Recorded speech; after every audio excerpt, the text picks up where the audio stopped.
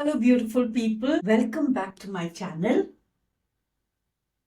Your one place for astrology, meditation, crystals and all things esoteric and energy related. I'm Ritu Lalit and I'm so happy to see you here. Today I want to talk about the coming 6-planet conjunction that is happening in the end of March. See, 6 planets are going to be conjunct in Pisces. Pisces is the 12th house. Already, this is a 9-year vibration. 9 is endings. Pisces is the 12th house. Pisces is also in its own way endings. So I just wanted to do a deep dive on that.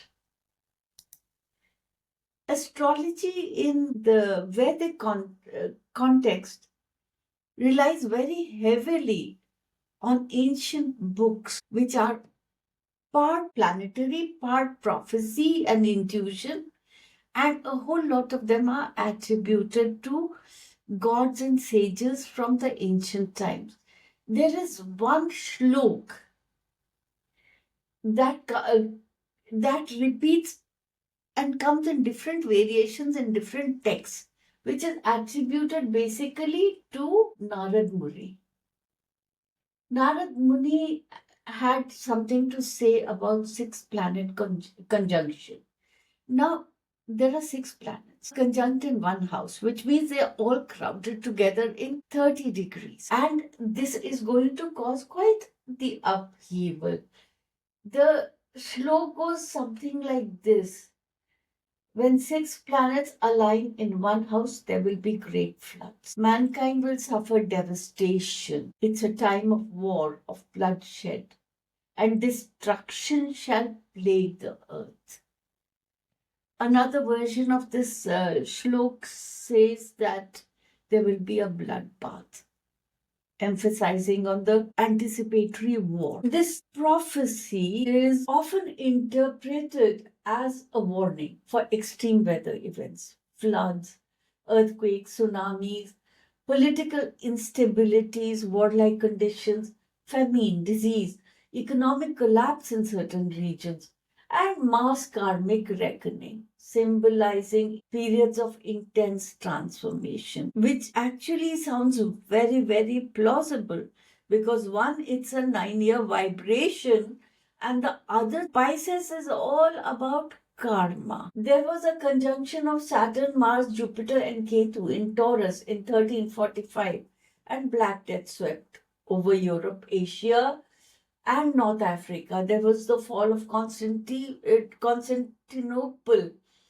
in 1453. That was also a conjunction of Saturn, Mars, and Rahu in Cancer. Great Fire of London happened in the time of a great conjunction in 1666. And so did, if you go ahead, the 2 world wars. The first one is a conjunction between Saturn, Mars, and Neptune in Cancer. World War II is Saturn, Mars, and Ketu in Aries. And recently, COVID pandemic, that happened with a conjunction happening in Capricorn.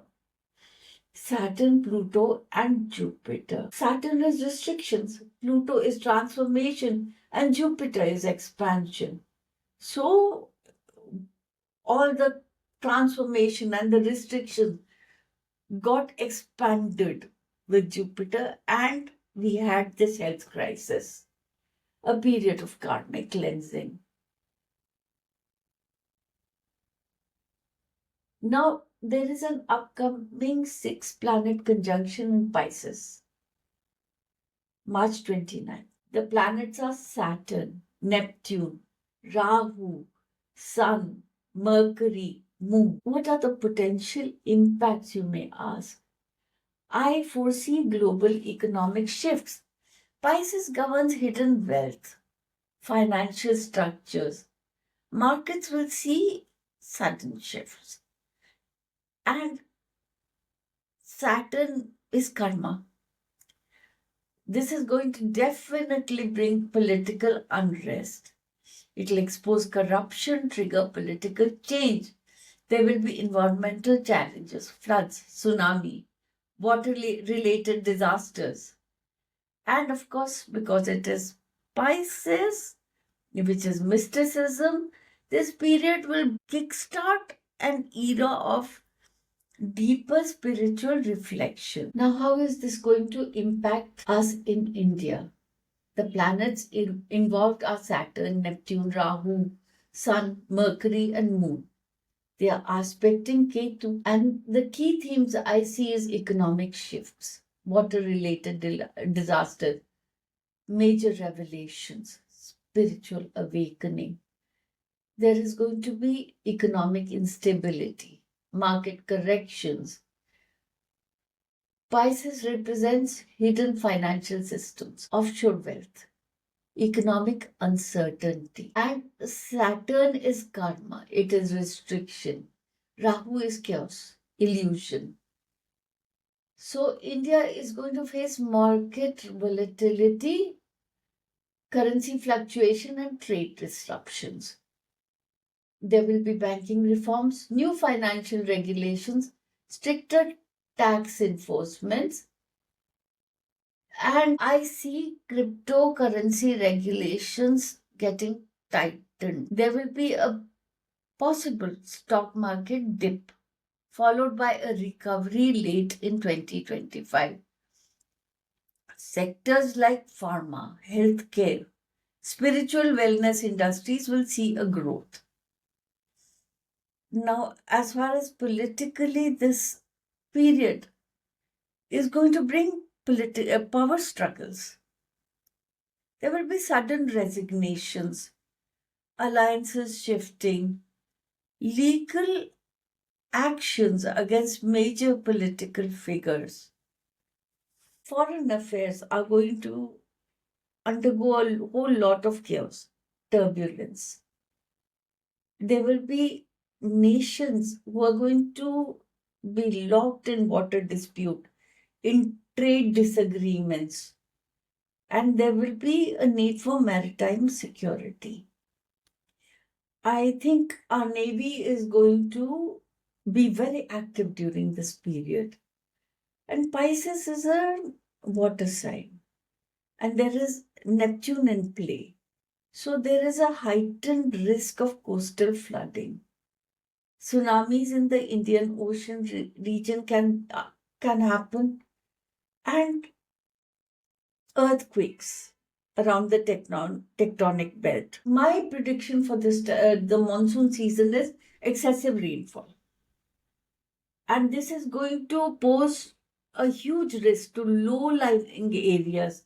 Like Mumbai, Chennai, Kolkata. There will be floods, and there can be landslides and cloudbursts and major tectonic plate shifts around the Himalayan belt. There will be health crisis. 12th house governs hospitals, immunity, epidemics. There is Saturn's restrictive energy and Neptune's illusion. So a lot of fear, misinformation around medical treatments, and viral outbreaks can arise. There will be increasing focus on mental health, and people are going to opt more and more to spiritual healing practices, particularly in areas of mental wellness. Pisces is one of the most spiritual signs in the zodiac, and I see that this period is going to bring deep introspection, mystical practices, spiritual breakthroughs. Guru figures will come up. Mystics, ancient knowledge systems will resurface.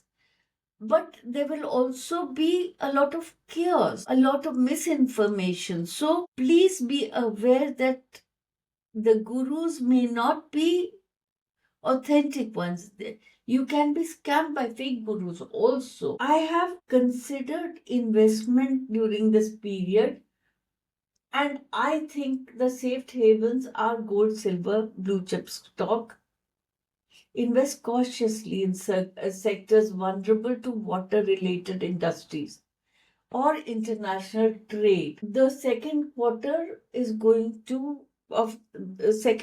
of the year is going to see a major dip in stock market, especially in sectors like technology, due to Rahu's unpredictable influence, oil and gas. This is linked to Neptune's presence in watery Pisces. Bitcoins and other crypto will face volatility, but there will be a recovery by the end of 2025. A detailed zodiac-wise prediction for this transit is, first let's start with the fire signs. Aries, Mesh. Past karmic issues will resurface, especially linked to legal matters, debts, and or spiritual blocks. Avoid impulsive decisions. This is the time to release old burdens. Intuition will be heightened. Trust your inner voice for guidance. I think Aries chanting the Aditya Hridaya Stotra for mental clarity will serve you well during this period. Leo, single. The key focus for you is joint finances, partnerships, hidden wealth. There will be sudden changes in inheritance, insurance, investment returns. Be mindful of manipulative individuals who are trying to exploit your resources. Deep emotional healing may arise. Embrace meditation and introspection. Light a ghee diya for your ancestors on Amavasya for your own protection. Invoke your ancestors in your meditations and prayers. Sagittarius. Now, for you, the key focus is home, family, emotional foundations. There can be possible family conflicts.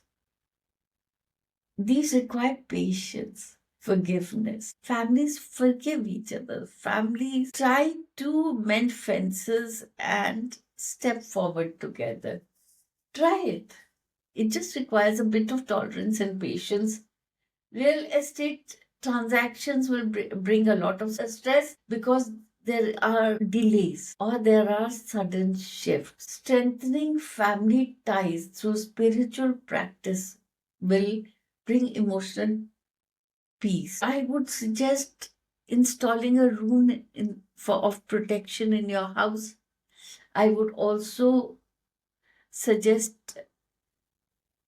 chanting of Ram Raksha Stotra for the protection of your home. Earth signs, Taurus, Virgo, Capricorn, Moon and Rising. Focus on finance and stability. Taurus, this is all about social alliances, networking, your friend circle. Trusted friends reveal their true intentions. Expect betrayal. Expect sudden loss of status in social life. There is opportunity for leadership roles, but it will require careful positioning, careful planning. Do not take things for granted. Financial stability will improve if you are careful and do not indulge in speculative investments. I would suggest a blue sapphire for you and the Shani Beach mantra. Virgo, Kanya, partnerships, marriage, and contracts. Relationships may undergo a major karmic test. Hidden truths will surface. For singles, a failed connection may arise, but proceed with caution.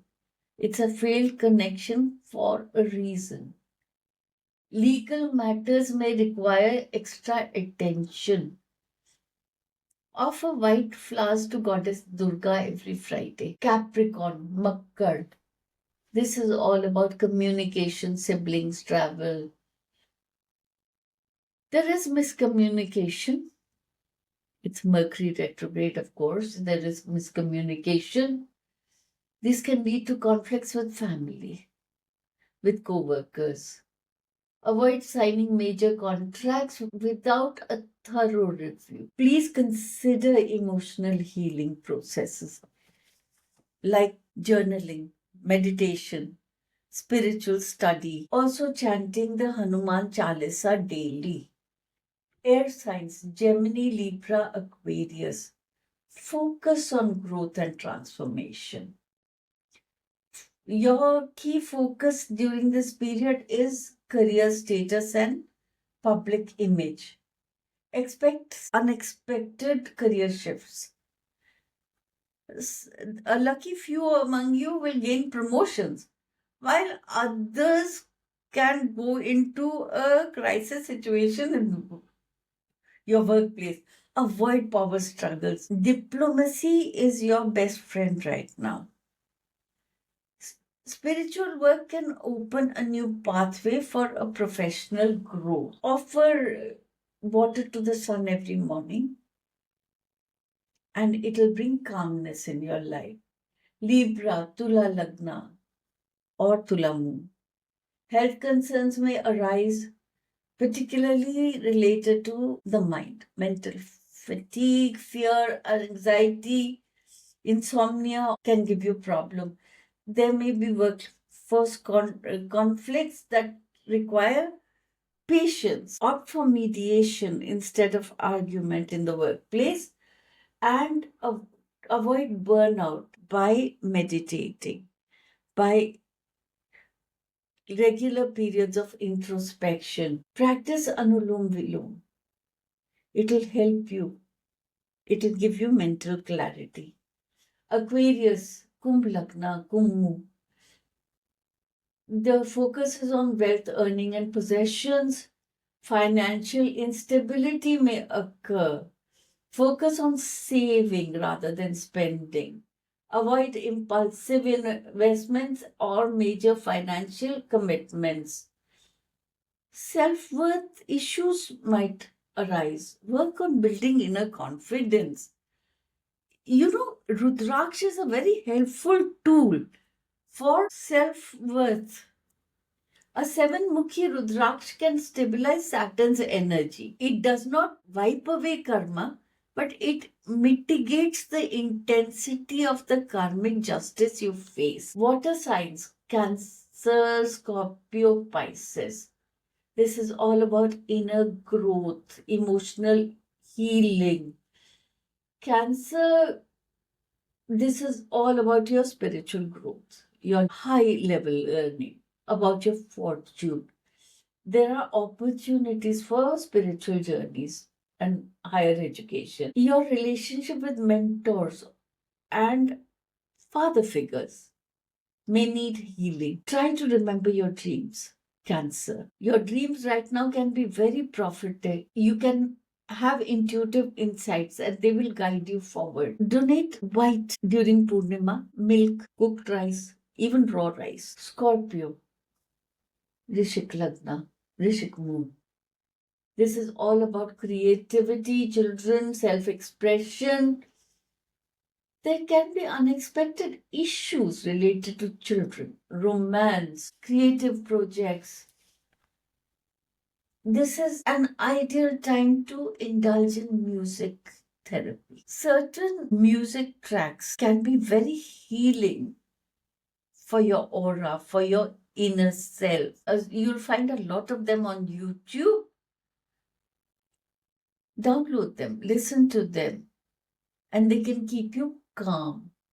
Avoid speculation, avoid risk taking and gambling of any sort. Chant the Mahakali Stotra for emotional strength. Pisces, Meen Lagna. This is about your self-image, your personal identity. You may feel emotionally overwhelmed, but this is a powerful period for inner transformation. Avoid negative self-talk. Spiritual practices like breath work, chanting, yoga can be very helpful for you at this time. Strengthen your boundaries. Rahu's influence may attract manipulative people and you need to avoid them. Listen or chant the Mahamrityunjay mantra to help you a lot through this period. I'll give you a basic rundown of how I prescribe these mantras. Vishnu Sahasranama is for overall protection and mental peace.